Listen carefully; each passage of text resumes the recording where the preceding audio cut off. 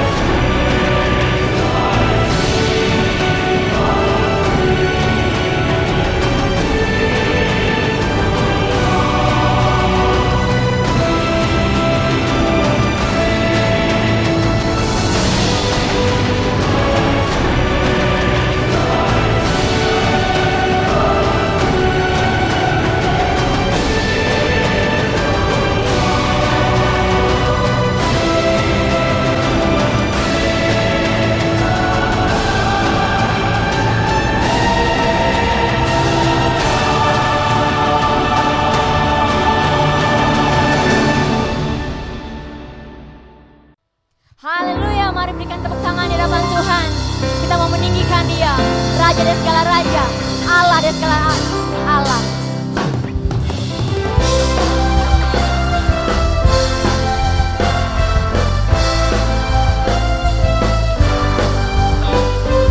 Dasar dari yang ku harapkan, katakan bukti dari segala yang tak kulihat. Iman berikanku kekuatan untuk melawan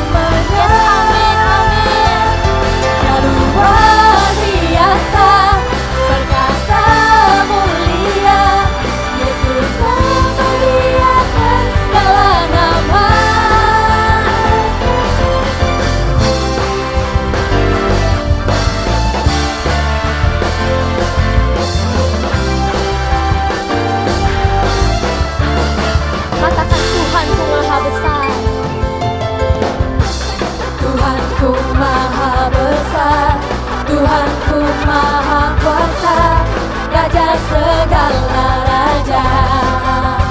Dia yang takkan tergoyahkan, dia takkan tergoyahkan, dia takkan terkalahkan, dia hidup dan berkuasa.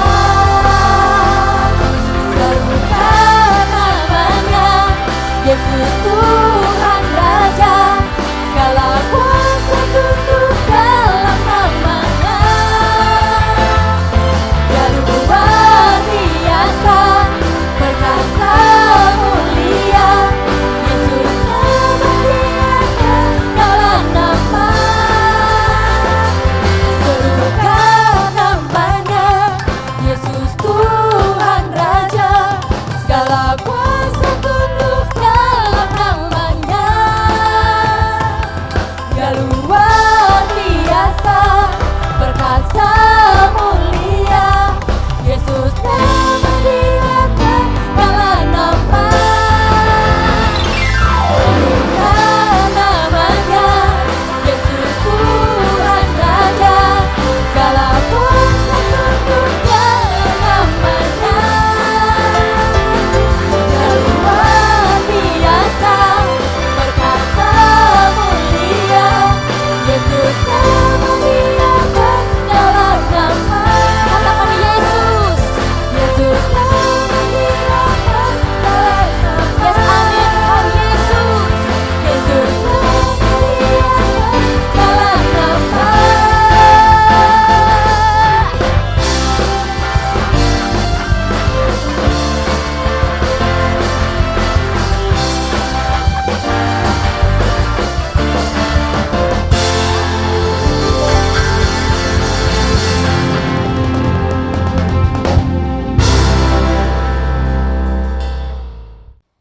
Tuhan, kami bersyukur Tuhan buat setiap rancangan-Mu Tuhan yang sempurna buat kehidupan kami.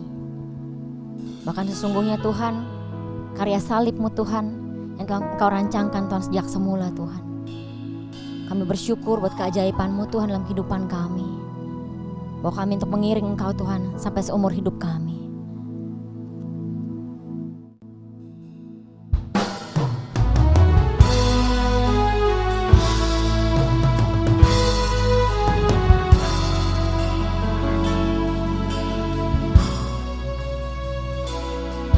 Tuhan, Kau sempurna dalam rencana-Mu dan karya-Mu. Ku serahkan hidupku, murnikan dengan Roh-Mu. Tuhan, Kau sempurna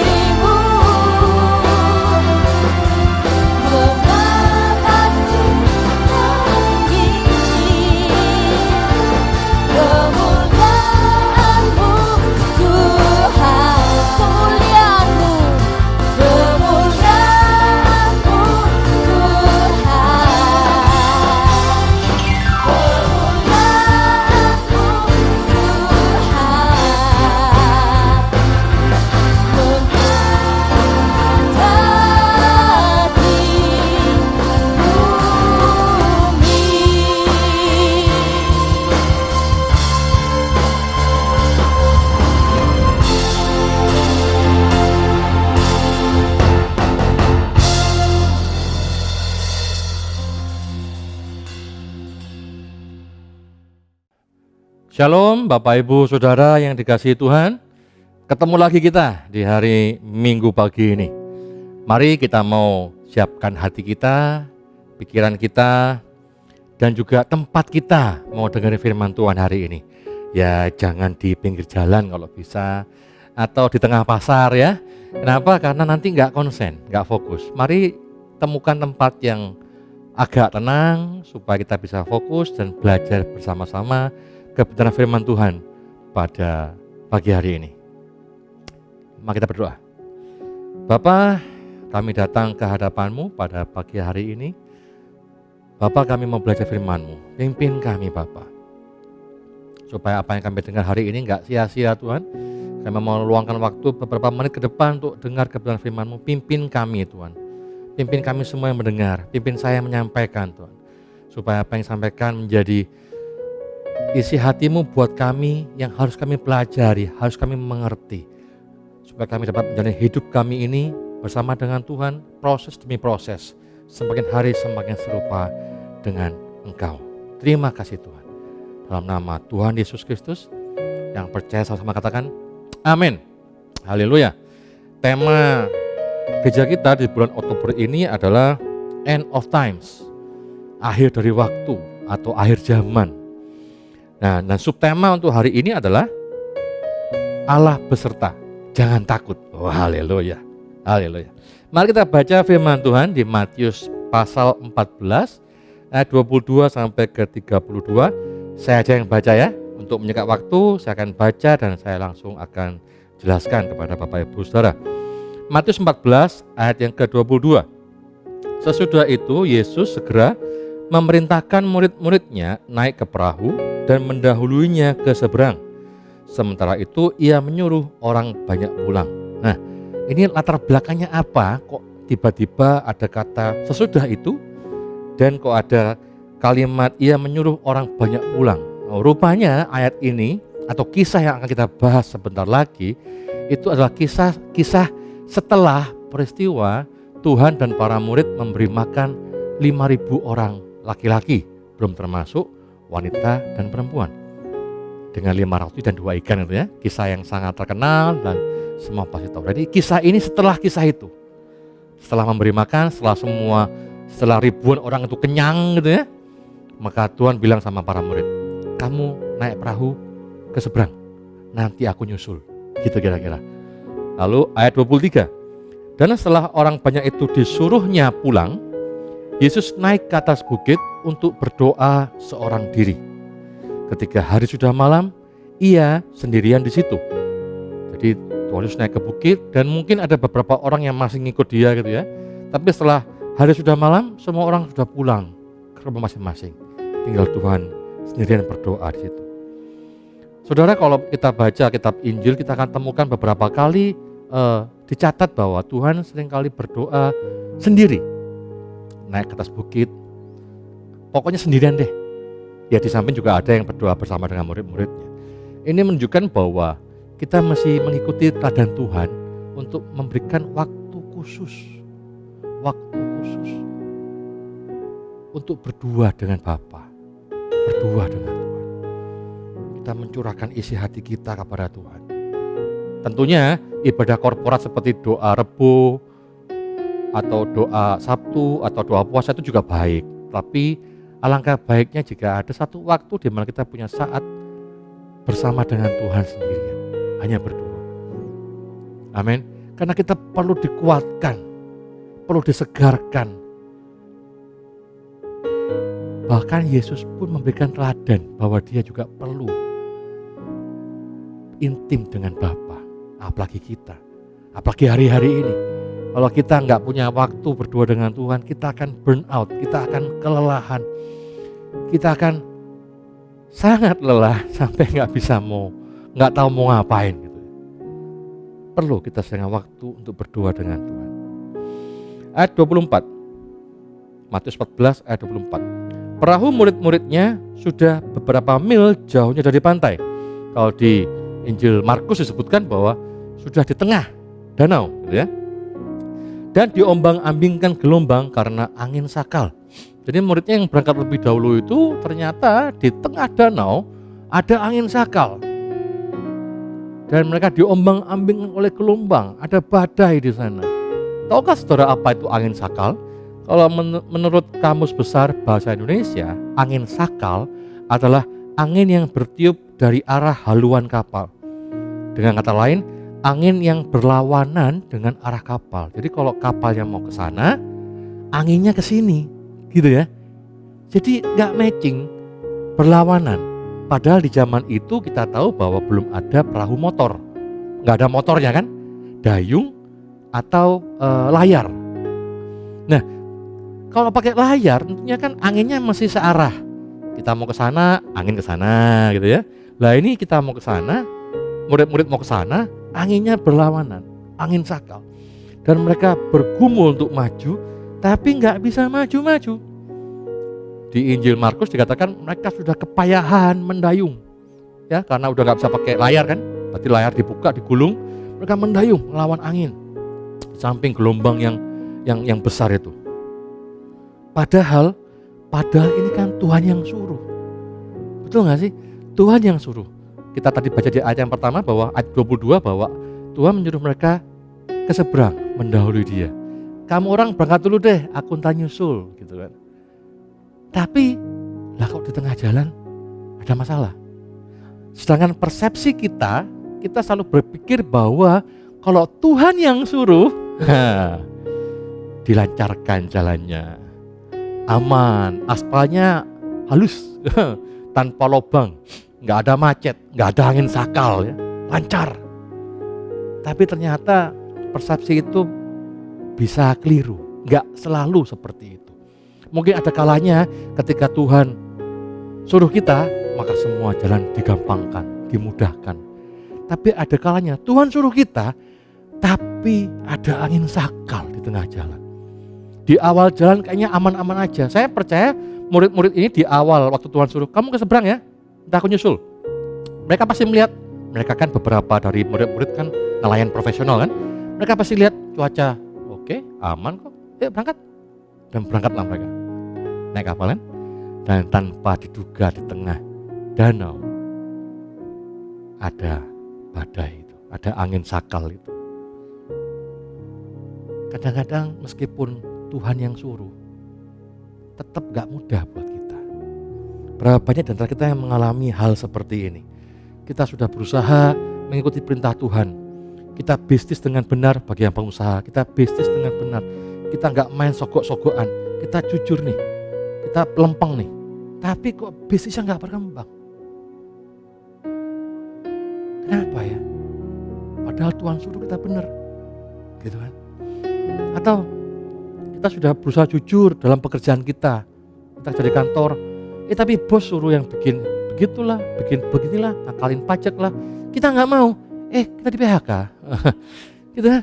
Jadi kayak kita mau nurutin perintah Tuhan, tapi kok nggak semudah itu. Kenapa ya Tuhan? Gitu kan? Seringkali sama kayak kita ini, pergumulan, permasalahan kita itu meskipun kayaknya Tuhan sudah suruh, tapi kok nggak mudah. Atau bahkan ada permasalahan pergumulan yang sudah bertahun-tahun, tapi nggak jalan-jalan gitu, mentok kayak kena angin sakal. Ayat 25.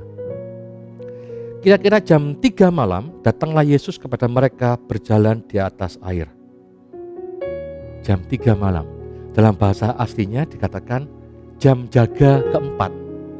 Jadi zaman itu jam kan tidak ada jam kayak sekarang ya, yang akurat jam 3, jam 4, jam 5, jam 2. Mereka cuma perkiraan. Jadi malam itu bagi 4 jam jaga. Jam jaga pertama, jam jaga kedua, ketiga, dan keempat. Nah, jam jaga keempat itu jam 3 pagi sampai jam 6 pagi. Jadi ini perkiraan. Jadi kalau sudah baca di terjemahan lain ada yang bilang jam 4 pagi. Ya nggak apa-apa, sah-sah aja karena ini kan perkiraan doang, jam jaga keempat. Nah, kita perlu ingat bahwa acara makan-makan itu kan sore hari kan? Ya, hari sudah mau malam. Itu maksudnya udah mau jam 6 malam tuh, udah mau jam 6 sore. Hari sudah mau malam. Ayo pulang gitu. Itu sore. Bayangkan, ya anggaplah berlayar sampai ke tengah danau itu 2 jam lah gitu. Saya sih nggak pernah ke sana ya. Mungkin yang pernah ke sana bisa mengira-ngira dari pantai sampai ke tengah berapa lama? Ya 2-3 jam mungkin. Berarti ada sekitar 9-10 jam mereka ketemu angin sakal dan bergumul, mendayung terus selama berjam-jam itu. Kebayang nggak Bapak Ibu? 9-10 jam mendayung, nggak nyampe-nyampe. Nggak nyampe-nyampe. Stres pasti. Mentok karena angin sakal. Mungkin mereka di tengah-tengah itu mereka udah ngomel-ngomel. Tuhan, aneh-aneh aja.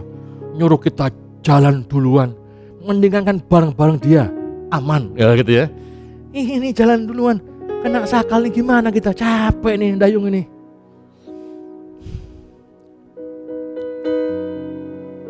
Ayat 26. Ketika murid-muridnya melihat dia berjalan di atas air, mereka terkejut dan berseru, "Itu hantu!" Lalu berteriak-teriak karena takut. Nah, ada hal yang menarik di ayat ini. Ada yang menarik. Yang menarik yang ditulis oleh Markus. Jadi di Injil Markus ada juga kisah ini, tapi ditulis dengan sedikit detail yang berbeda, Bapak Ibu. Ini menarik. Injil Markus itu ya buat informasi aja bahwa Injil Markus itu sering juga disebut Injil Petrus. Jadi dianggap bahwa Petrus menceritakan kisahnya pada Markus dan Markus yang merangkumnya di sebuah buku.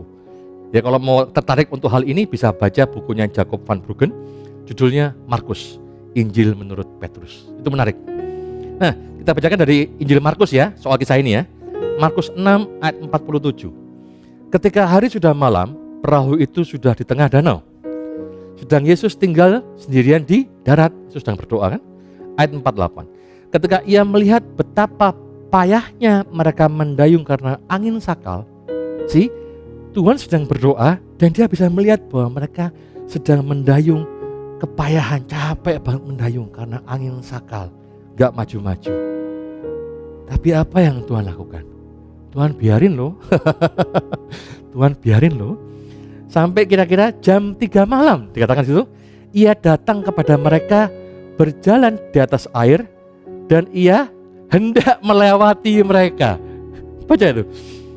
Ia datang pada mereka berjalan di atas air dan ia hendak melewati mereka. Bayangin, udah tahu mereka capek-capek kayak gitu, Tuhan gak samperin, cuman Tuhan lewatin. Tuhan lihat, ini kan lagi badai ya. Wah, kan Tuhan pas gini kan kena ombak badai-badai. Tuhan lihat, Tuhan lewatin. Seakan-akan Tuhan mau nyebrang langsung ke seberang sendirian dan mereka ditinggalin. Sebel gak saudara? Tapi Tuhan itu luar biasa loh. Tadi saya bilang bahwa sebagian dari mereka adalah nelayan profesional. Kira-kira Tuhan tahu, sangguplah mereka ke seberang. Cuman angin sakal, cuman badai, ya gampang. Sampailah mereka ke seberang. Tuhan tahu pasti. Mereka pasti sampai ke seberang. Makanya dibilang oleh Markus bahwa apa? Tuhan bilang Markus bahwa ia hendak melewati mereka.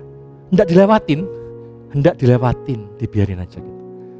Tapi enggak jadi akhirnya. Enggak jadi dilewatin. Kenapa? Ayat 49. Ketika mereka melihat dia berjalan di atas air, mereka mengira bahwa ia adalah hantu. Lalu mereka berteriak-teriak. Sebetulnya Tuhan tuh mau lewatin mereka, biar aja mereka bergumul dengan angin sakal. Mereka mampu kok, pasti nyampe lah ke seberang. Orang nelayan profesional gitu kan, pasti bisa nyampe. Tapi Tuhan akhirnya terpaksa gak jadi ke seberang langsung, nyamperin mereka. Kenapa? Karena Tuhan tahu ada satu hal yang mereka alami yang membuat mereka tidak akan bisa sampai ke seberang. Kalau cuman angin sakal, mereka pasti bisa atasi. Bukan 1-2 kali pasti mereka bertemu dengan angin sakal. Tapi ada satu hal yang membuat mereka tidak akan sampai ke seberang. Apa itu? Mereka ketakutan. Hantu. Wah, mulai takut. Kalau udah takut, gak bakal nyampe ke seberang. Kenapa? Karena ketakutan membuyarkan fokus kita. Betul gak sih? Ketakutan membutakan kita akan apa yang seharusnya kita lakukan gitu. Sedang dayung nih, Wah, dayung. Hantu, dilepas dayungnya. Hantu, mungkin pada berpelukan ya. Hantu, tolong, gimana nih, hantu. Mestinya tetap dayung, angin sakal, gara-gara takut dilepasin semua. Tuhan datangin mereka bukan karena kasihan mereka kecapean, tapi Tuhan datangin mereka karena mereka ketakutan. Dan Tuhan tahu ketakutan itu akan membuat mereka gak nyampe ke seberang. Amin. Sama kayak kita, sekali kita bergumul, mentok, Tuhan biarin. Kenapa? Tuhan tahu kita sanggup. Ya bersama dengan Tuhan pasti ya. Kita sanggup nyampe kok, kita mampu. Makanya Tuhan biarin. Kenapa? Supaya kita kuat, terlatih, perkasa gitu ya. Ada tantangan, jalani. Mentok, tetap gimana caranya? Pasti bisa. Nah tapi kalau sudah takut, nah gak bisa nih. Ketakutan membuyarkan fokus kita. Ketakutan membuat kita gak bisa berpikir dengan benar. Seperti hari-hari ini banyak orang dilanda ketakutan, sehingga tidak bisa berpikir dengan jernih. Ketakutan akan kesehatan, ya kan, tentang virus COVID-19. Ketakutan akan finansial. Beberapa yang saya kenal di PHK, penghasilan gak ada. Ada yang penghasilan turun, tapi pengeluaran tetap ada kan. Ketakutan akan hari depan. Ini gimana kalau gini terus? Kerja susah, usaha susah. Tuhan engkau di mana? Tuhan engkau gak kasihan sama kami. Tuhan tuh kasihan sama kita. Tuhan tuh sayang sama kita. Amin. Dan Tuhan, saat engkau sudah bergumul sekuat tenagamu dan engkau benar-benar gak mampu, Tuhan pasti datang. Tuhan bilang, tenanglah, aku ini. Ayat 27 Tuhan bilang begitu. Tapi segera Yesus berkata pada mereka, tenanglah, aku ini, jangan takut. Angin sakal banyak terjadi dalam hidup kita. Itu proses kita supaya kita dewasa, supaya kita makin mandiri. Seperti anak kecil, kalau dia selalu ditolongin oleh orang tuanya, dia gak akan bisa dewasa. Kalau anak kecil selalu dimandiin sama orang tuanya, gak akan pernah dia bisa mandi sendiri. Kalau anak kecil PR-nya selalu dibikin sama orang tuanya, dia gak akan pinter-pinter. Makanya Tuhan seringkali izinkan kita bergumul sendiri. Supaya apa? Supaya belajar lebih dewasa, lebih pinter. Amin. Amin. Tapi ada waktunya Tuhan akan datang sama kita ketika kita benar-benar gak sanggup. Ketika kita mulai ketakutan yang membutakan pikiran kita, Tuhan akan datang dan berkata, tenanglah, aku ini, jangan takut. Dan para murid ketika melihat Tuhan datang, oh itu Tuhan tuh, langsung takutnya hilang, saudara. Langsung takutnya hilang, langsung lupa kalau lagi badai, langsung lupa ini angin sakal gitu ya. Kenapa? Karena Petrus masih sempat-sempatnya bilang gini, Tuhan, bilang engkau itu, suruhlah aku datang padamu berjalan di atas air. Loh kan? Kok ya sempet-sempetnya pengen nyoba jalan di atas air. Iya kan, udah lupa kalau lagi ada badai gitu ya. Ayat 29 kata Yesus, datanglah. Maka Petrus pun turun dari perahu dan berjalan di atas air mendapatkan Yesus. Petrus turun dari perahu dia, dia fokus lihat ke Yesus. Tuhan, aku datang. Dan berjalan, wih bisa Tuhan, bisa jalan juga di atas air. Tapi ketika dia rasakan tiupan angin, dia rasakan gelombang, ayat 30. Tetapi ketika dirasanya tiupan angin, apa? Takutlah ia. Ketika dia mulai takut, fokusnya dia enggak lagi ke Tuhan. Fokusnya dia mulai ke masalahnya. Badai ini. Dia ingat lagi, tadi udah lupa. Begitu Tuhan datang dia lupa ada badai. Ini kan lagi badai, lagi angin sakal. Ya, dan dia mulai tenggelam. Tapi dia berteriak, Tuhan tolong aku. Dan segera Tuhan Yesus mengulurkan tangannya, memegang dia dan berkata, hai orang yang kurang percaya, mengapa engkau bimbang? Saudara, di akhir zaman ini banyak kebimbangan menguasai kita. Akibat dari kita takut, dikuasai oleh banyak ketakutan, kita jadi kurang percaya, kita jadi banyak kebimbangan. Bagi kita hilang fokus, apa yang harus dikerjakan untuk sampai ke tujuan, untuk sampai ke rumah Bapa yang kekal. Jadi lupa, mestinya kita fokus gimana kita menjalani hidup ini, ya, mendewasakan rohani kita, selain bekerja untuk keluarga juga, mencukupi kebutuhan jasmani. Karena banyak ketakutan, jadi lupa kita mengerjakan pekerjaan kita untuk mendewasakan karakter kita. Yang fokus apa? Cari duit aja.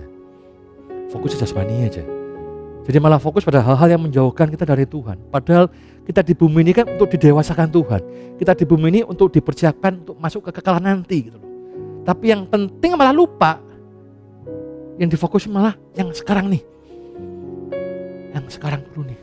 Jasmani dulu nih. Harusnya bersama-sama dong difokusin. Harusnya bersama-sama berjalan dong. Tapi karena ketakutan seringkali kita kehilangan fokus.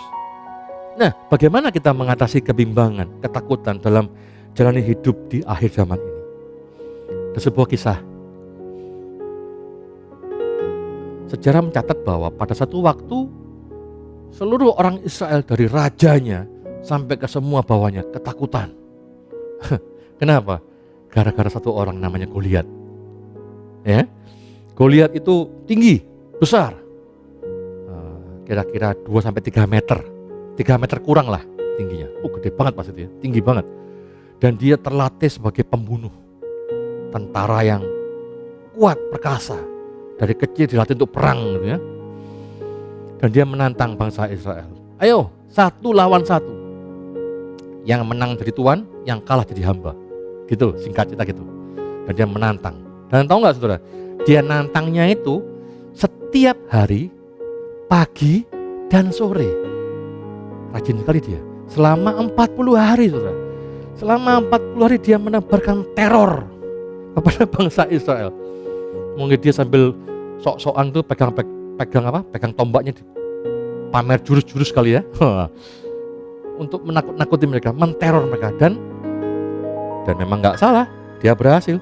Di ayat 1 Samuel 17 ayat 11 bilang begini, ketika Saul dan segenap orang Israel mendengar perkataan orang Filistin itu, maka cemaslah hati mereka dan sangat ketakutan. Lagi-lagi apa? Ketakutan menguasai. Dan ketika ketakutan itu menguasai, orang gak bisa fokus, gak bisa berpikir dengan jernih, gak bisa atur strategi gimana nih buat lawan Goliat. Ya kan lagian, kalau emangnya Goliat harus diturutin, ya udah nggak mau satu orang kita mau lawan pasukan kan bisa, ngapain pusingin Goliat? Tapi karena orang takut ya, jadi nggak bisa mikir, nggak bisa berpikir dengan jernih, nggak bisa bikin strategi. Kenapa? Udah takut duluan. Lalu muncullah Daud. Dan menariknya adalah saking takutnya Raja Saul dan seluruh bangsa Israel, mereka nggak mikir. Ya udahlah Daud, kamu mau lawan Goliat, sana lawan. Mereka sampai nggak bisa berpikir dengan jernih bahwa Daud ini masih belasan umurnya, anak belasan tahun, nggak pernah dilatih secara militer. Iya, cuman pengembala domba yang juga nggak banyak, udah kehilangan akal sehatnya karena takut.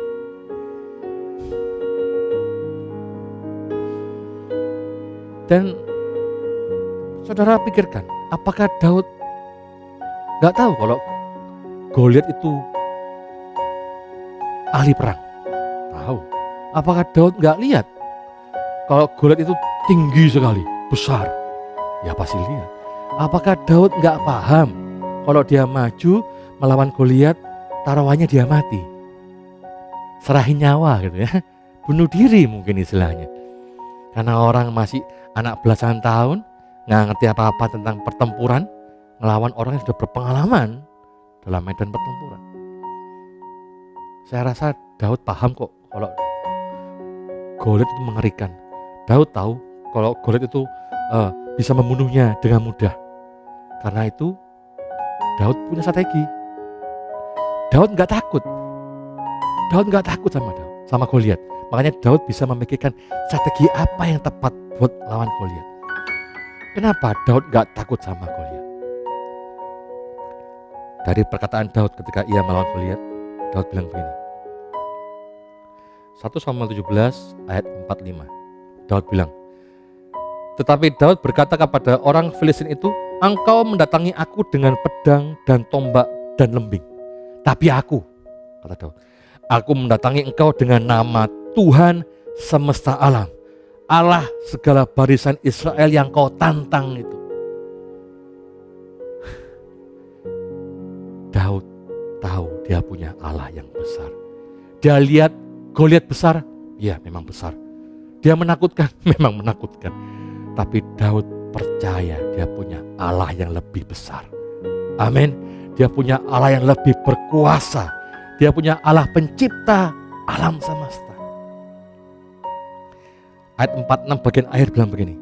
Supaya seluruh bumi tahu bahwa Israel punya Allah.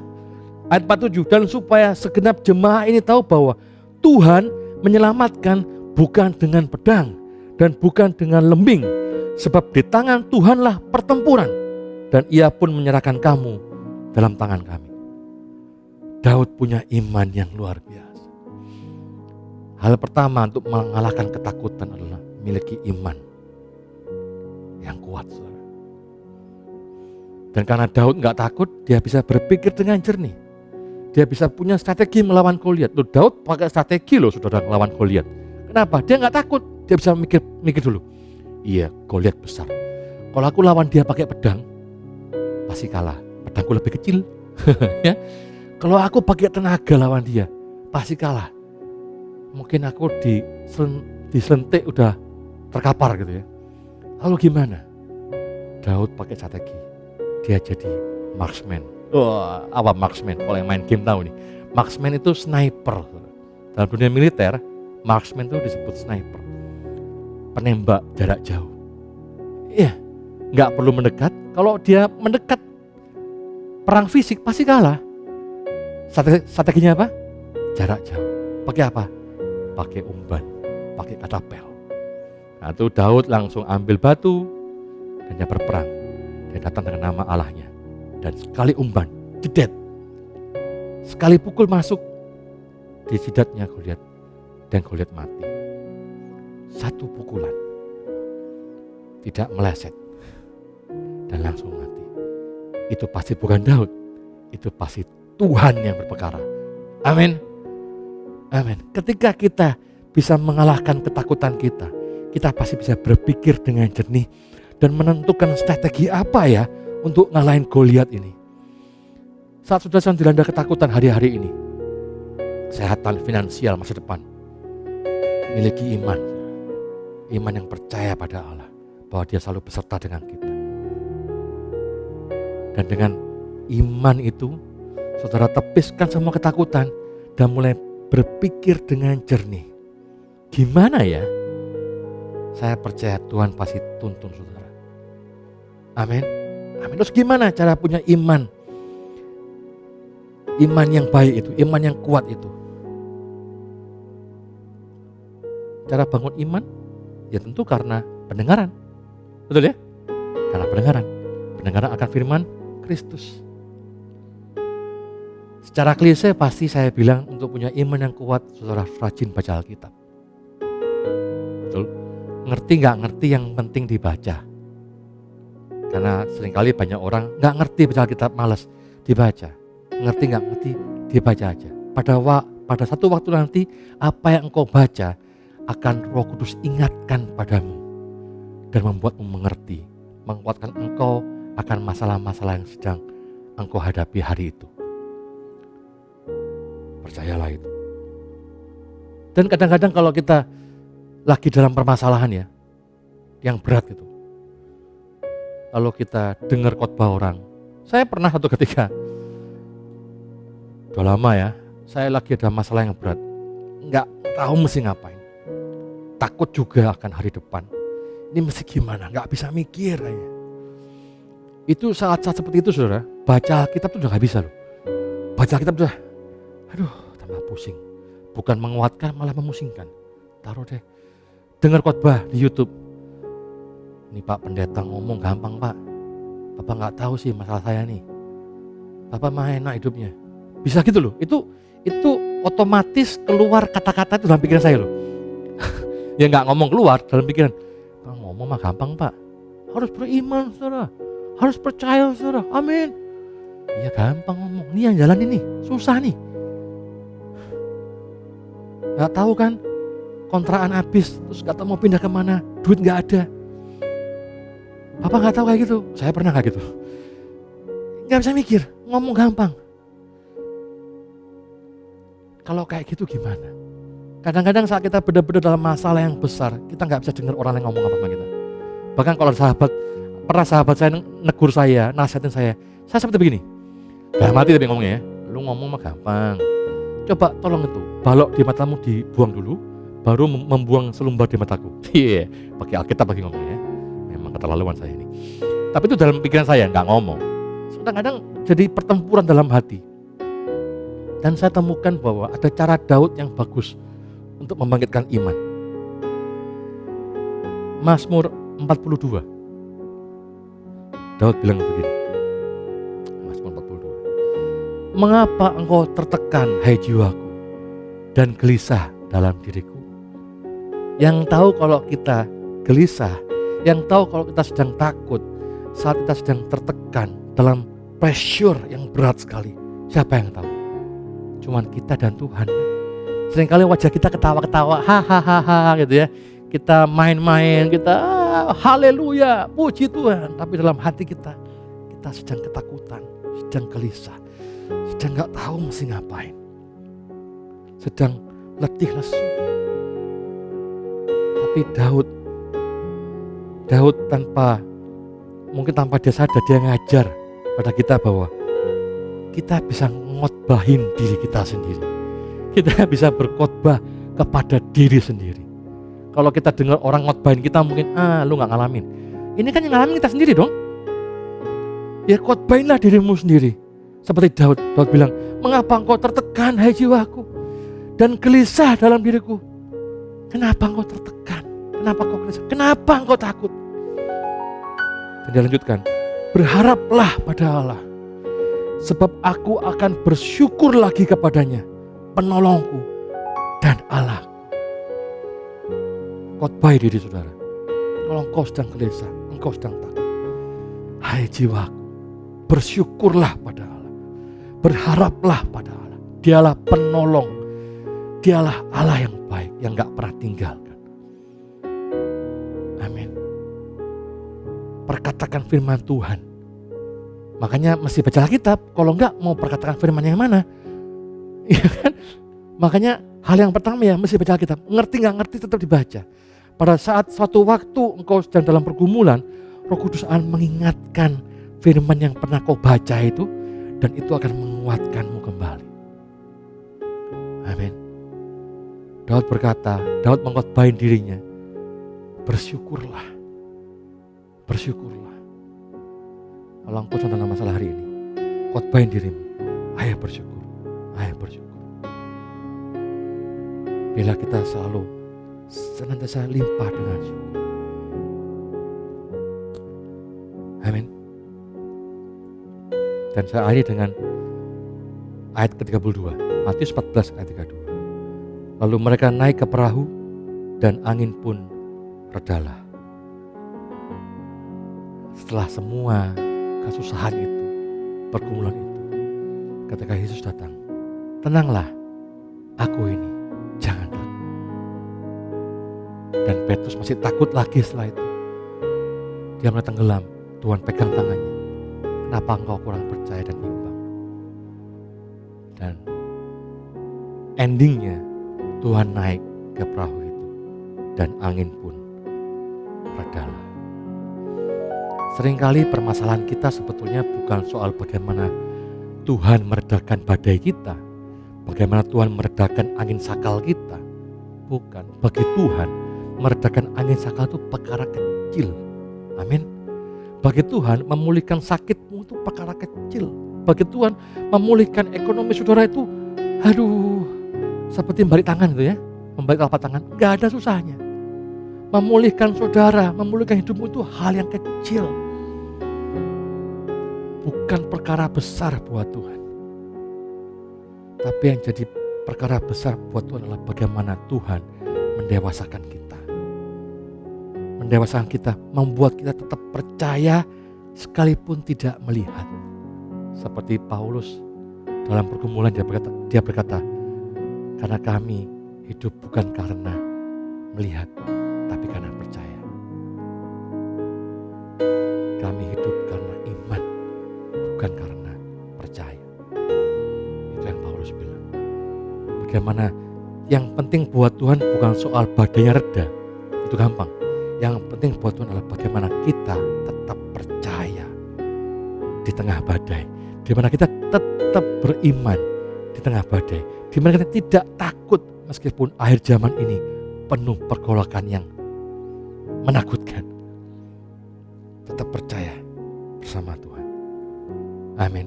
Saya nggak tahu Anda sedang di kapal yang seperti apa hari-hari ini. Mungkin kapal Anda sedang gonjang-ganjing. Mungkin kapal Anda sedang kena angin sakal, gak bisa maju-maju, atau badai yang hebat. Yang tahu saudara dan Tuhan. Tapi dengar hari ini, jangan takut. Allah beserta dengan kita. Tetap miliki iman yang teguh dalam Tuhan. Amin. Bersyukur senantiasa. Karena dengan kita mengalahkan ketakutan, kita bisa berpikir dengan baik dan memulai strategi melakukan apa yang harus kita lakukan untuk menghadapi permasalahan itu. Amin. Amin. Belajar walk by faith and not by sight. Dan bersama Tuhan gak ada yang mustahil. Mari kita berdoa. Bapa, terima kasih buat firman yang kami dengar hari ini. Firman yang juga berbicara pada saya Tuhan. Terima kasih Tuhan.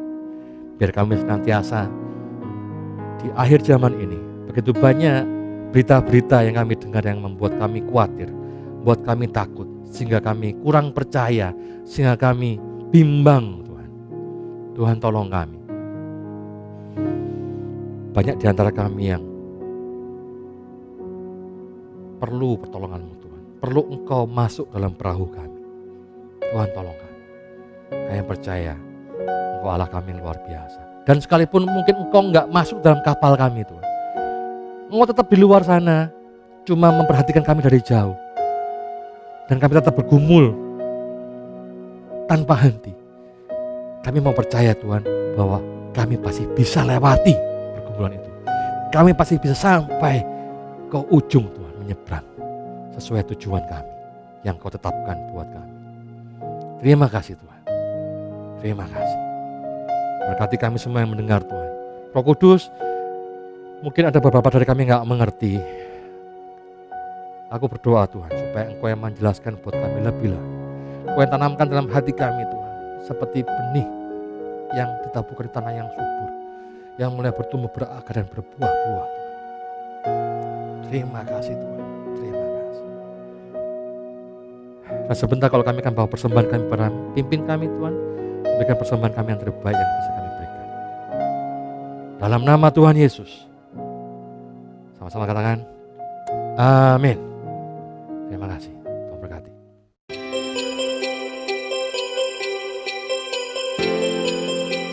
Shalom Bapak Ibu Saudara semua Jemaat GB Hosana. Kami berharap kita semua dalam kondisi yang sehat dan tetap dalam penyertaan Tuhan. Tak terasa kita memasuki bulan Oktober. Dan di bulan ini kita akan membahas mengenai tema End of Time, di mana kita akan belajar membangun kesadaran kita semua sebagai jemaat agar selalu siap dalam menghadapi semua tantangan di zaman akhir ini. Kami percaya Jemaat GB Hosana adalah jemaat yang setia dalam mengikuti ibadah-ibadah online yang diadakan di channel YouTube GB Hosana. Nah, berikut jadwal ibadahnya ya. Ibadah Abi setiap hari Minggu jam 9 pagi. Ibadah Raya setiap hari Minggu jam 10 pagi, ibadah Wednesday Breakthrough setiap hari Rabu jam 7 malam, dan ibadah WBI setiap Jumat jam 4 sore. Untuk doa Sabtu pagi akan tetap diadakan setiap hari Sabtu jam 8 sampai jam 9 pagi dengan tetap mengikuti protokol kesehatan yang ada. Nah, kami juga akan mengadakan acara interaktif yaitu Sama-sama Tahu. Acara ini akan dilakukan via aplikasi Zoom setiap hari Jumat jam 7 malam dengan berbagai macam topik yang seru pastinya.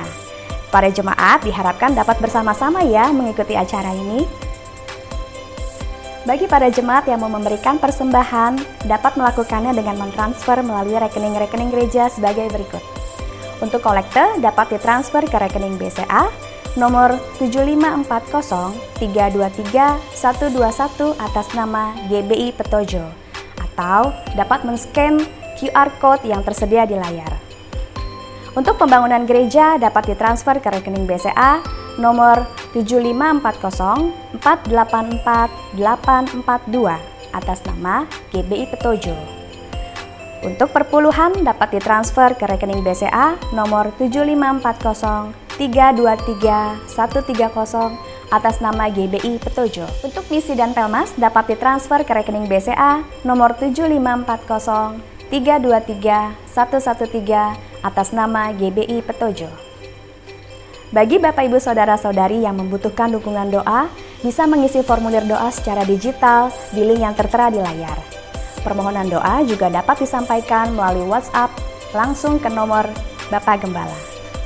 Mari kita bersama-sama mendukung dan menopang dalam doa untuk permohonan doa tersebut.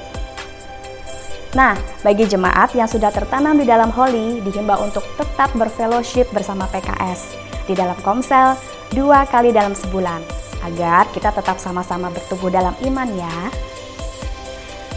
Dalam kondisi COVID ataupun tidak, yuk kita tetap setia membaca firman Tuhan dan berdoa setiap hari, agar kita tetap terkoneksi dengan Tuhan dan selalu ada kekuatan baru di dalam hidup kita setiap hari.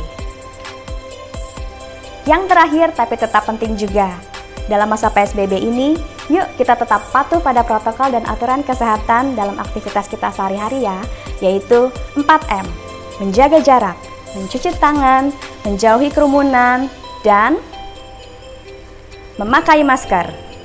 Demikian informasi yang dapat kami sampaikan. Mari kita siapkan hati kita untuk mengikuti ibadah online hari ini. Selamat beribadah dan Tuhan Yesus memberkati kita semua. Happy Sunday!